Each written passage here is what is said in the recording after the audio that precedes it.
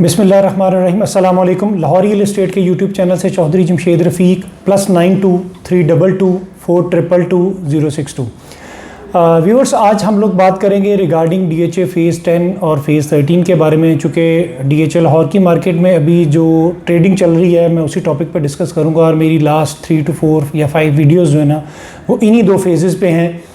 चूँकि ट्रेडिंग भी ज़्यादा यहीं पे चल रही है और आज की जो बाइंग है वो आप बिल्कुल लो रेंट पे बाइंग कर रहे हैं। और मेरी अगर लास्ट वीडियो को देखें और उसकी प्राइसेस देखें, तब की प्राइसेस देखें और आज की अगर मैं प्राइसेस पे बात करूँगा तो एप्रिसिएशन हुई है, डाउनवर्ड ट्रेंड में नहीं गया। सबसे पहले अगर मैं बात करूँ DHA फ़ेज़ 10 की, तो फ़ेज़ 10 में आपको रेजिडेंशियल 5 मरला 10 मरला 1 कनाल की अवेलेबिलिटी है, जबकि 4 मरला कमर्शियल की अवेलेबिलिटी है। मैं 5 मरला की बात करूं, एफिडेविट की मार्केट में जो डिमांड चल रही है वो 54 लाख के करीब चल रही है, बट बहुत रेयर अवेलेबिलिटी है। अगर मैं एलोकेशन की बात करूं तो एलोकेशन जो 9 एक्सटेंशन की फाइल्स हैं वो बेसिकली फ़ेज़ 10 की ही फाइल्स हैं और वहीं पे ही उनका बैलेट होगा। उसकी अवेलेबिलिटी जो है वो 9 एक्सटेंशन 5 मरला की वो आपको 51 लाख में है। अगर मैं 10 मरला की बात करूं तो 10 मरला एफिडेविट 75 लाख, जबकि एलोकेशन आपको 74 लाख में अवेलेबिलिटी हो जाती है। 74 माइनस में भी अवेलेबिलिटी हो जाती है।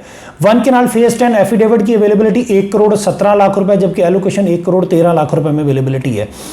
हम लोग जो प्राइसेस बता रहे होते हैं ना, ये बेसिकली एग्जैक्ट प्राइसेस नहीं होती हैं। इसमें बाज़-औक़ात तो आपको मार्केट का ट्रेंड हो, मार्केट में बायर आ जाए तो मार्केट में आपको अवेलेबिलिटी जो है ना वो अपर एंड पे होनी शुरू हो जाती है, प्राइसेस इंक्रीज़ कर जाती हैं। फिर क्लाइंट हमें कहते हैं कि आपने तो वीडियो में ये चीज़ बताई थी, लेकिन चूंकि प्राइसेस जो है ना ये हमारे हाथ में नहीं है।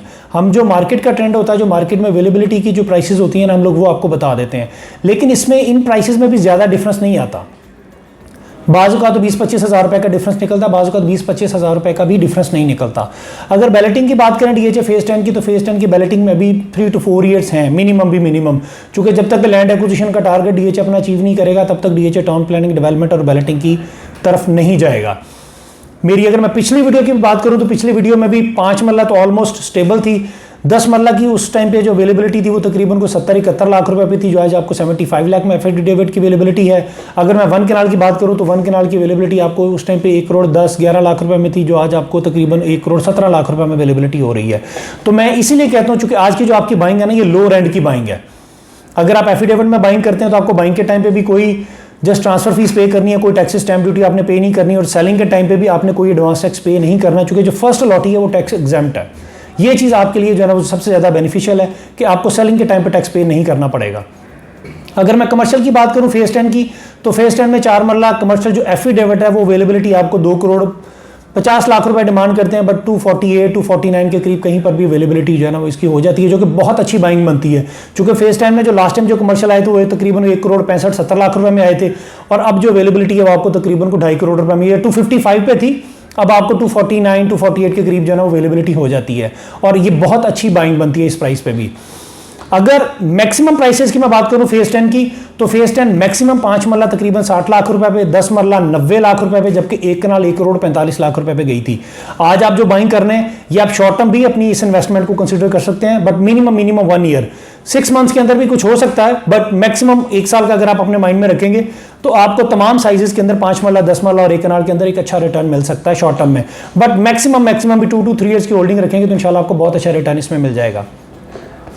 अगर मैं बात करूं फ़ेज़ 13 की, तो फ़ेज़ 13 में जस्ट एलोकेशन फाइल्स है, यहाँ पे एफिडेविट नहीं है और ये कैश की फाइल्स हैं। यहाँ पे 5 मरला 10 मरला और 1 कनाल रेजिडेंशियल फाइल्स हैं, फुल पेमेंट की फाइल्स हैं। डील आपकी कंप्लीट 2 वीक्स के अंदर आपकी डील जो है ना वो कंप्लीट हो जाती है।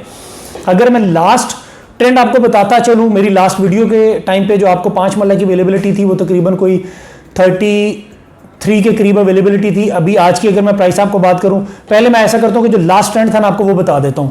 जो लास्ट टाइम आपको जो अवेलेबिलिटी थी वो तकरीबन को 33 लाख रुपए में, 5 मरला 10 मरला आपको 48 लाख में, जबकि 1 कनाल आपको 10 मरला आपको 48 लाख, जबकि 1 कनाल आपको 78 लाख में अवेलेबिलिटी हो जाती थी। तो अब जो है वो प्राइसेस थोड़ी सी अप्रिशिएट हुई है। 5 मरला 34 पे गई थी, फिर थोड़ा सा डिप आ गया, वो अभी भी आपको तकरीबन को 33,40,000 रुपए में, जबकि 10 मरला एलोकेशन आपको तकरीबन को 52 लाख 50 के इन बिटवीन कहीं पर भी कंफर्मेशन होती है। 1 कनाल की बात करूं DHA फ़ेज़ 13 की, तो आपको तकरीबन को 80 लाख में अवेलेबिलिटी हो जाती है। लास्ट 10 डेज का अगर आप देखें तो तकरीबन 1 लाख रुपए से लेकर 2-2.5 लाख रुपए की तक की जो है ना वो एप्रिसिएशन हुई है। तो ये भी इस प्राइस पे भी बहुत अच्छी बाइंग बनती है। यहाँ पे सबसे बड़ा इशू फेज 13 में लोग ये कंसीडर कर रहे हैं कि जी इसकी लोकेशन नहीं है, ये प्रोजेक्ट लिटिगेशन में है, पता नहीं कब डिलीवर होता है, पता नहीं कब नहीं डिलीवर होता। देखें, जब डीएचए ने 2019 में इस प्रोजेक्ट को ओन किया था तब प्राइवेट डेवलपर था। अगस्त 2019 से प्रॉपर इसकी ट्रांसफर्स हो रही है, डीएचए प्रॉपर फीसेस ले रहा है, मेंबरशिप फीसेस ले रहा है, अपने एलोकेशन लेटर्स इशू कर रहा है।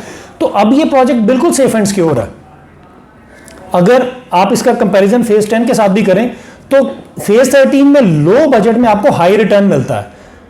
अगर आप 5 मरला लेट्स सपोज अगर आप आज की रेट में बाय करते हैं 33 लाख में, तो ये मैक्सिमम 45 लाख रुपए पे गई थी, तो 12 लाख रुपए का डिफरेंस आ रहा है। 33 लाख रुपए लगा के आपको 12 लाख रुपए मिलता है। ये मैं मैक्सिमम प्राइसेस की कंपैरिजन कर रहा हूँ। फेज 10 में 5 मरला 51 लाख रुपए में बाय करते हैं, ये मैक्सिमम 60 लाख रुपए पे गई थी और 9 लाख रुपए का प्रॉफिट आ रहा है। 13 में 12 लाख रुपए, 10 में 9 लाख रुपए।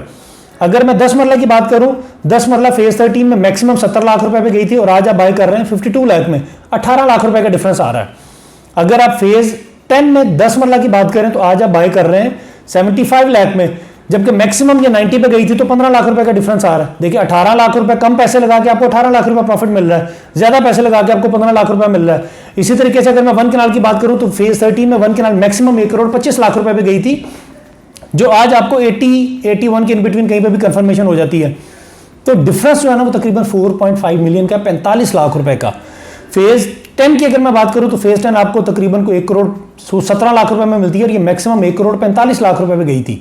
तो डिफरेंस जो है ना आप खुद देख लें, 17 और 45 में डिफरेंस आपका तकरीबन कोई ऑलमोस्ट को 2.8 मिलियन का आ जाता है और 13 में 4.5 मिलियन का, यानी 80 लाख रुपए लगा के 45 लाख रुपए और 1 करोड़ 17 लाख रुपए लगा के आपको 38 लाख रुपए का प्रॉफिट मिलता है, 28 लाख रुपए का, सॉरी।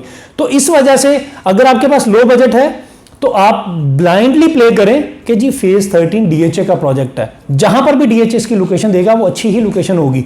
एक टाइम था कि जब लोग डीएचए रैबर को डिग्रेड करते थे, तो देखिए आज भी लोगों को माशाल्लाह से अमाउंट्स उनकी डबल होगी हुई है। ये आपकी होल्डिंग पावर पर डिपेंडेबल होता है। अगर आप डेस्परेट होकर चीज बेचेंगे तो आप नुकसान करेंगे अपना, तो बेटर नहीं है कि आप 2 to 3 ईयर्स की होल्डिंग अपने माइंड में रखें, तो तब आप डिस्पोज ऑफ करें, तो इंशाल्लाह आपको अच्छा रिटर्न मिलेगा। मैं प्रॉपर फाइल्स के अंदर डील कर रहा हूं लाहौर रियल एस्टेट के प्लेटफॉर्म से, डीएचए लाहौर, मुल्तान, गुजरांवाला, कोयटा, बहावलपुर की फाइल्स को। आपको एनी टाइम कोई भी इंफॉर्मेशन चाहिए हो, किसी भी प्लॉट की असेसमेंट चाहिए हो, आप एनी टाइम मुझे कॉल कर सकते हैं। मैं अपना नंबर रिपीट कर देता हूँ, +92 322 422। But do like and subscribe Lahore real estate. अपना बहुत बहुत ख्याल रखिएगा। Thank you so much. अल्लाह हाफिज़, फ़ीमान अल्लाह।